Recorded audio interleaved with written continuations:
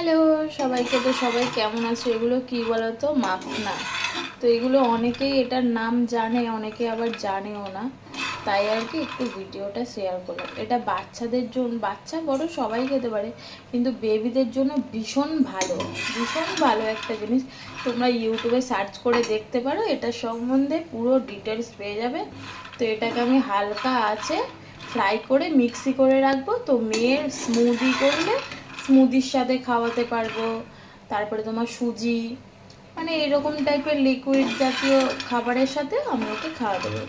ও হ্যাঁ, অনেকে আবার এরকম বাচ্চারা খায় না, তো এগুলো ঘিয়ে, হালকা ঘি বা বাটার দিয়ে ভেজেও দিতে পারে, ফ্রাই করে সেইভাবেও খেতে পারে। তো তোমরা বেবিদের জন্য অবশ্যই ট্রাই করো, খুবই একটা পুষ্টিকর খাবার।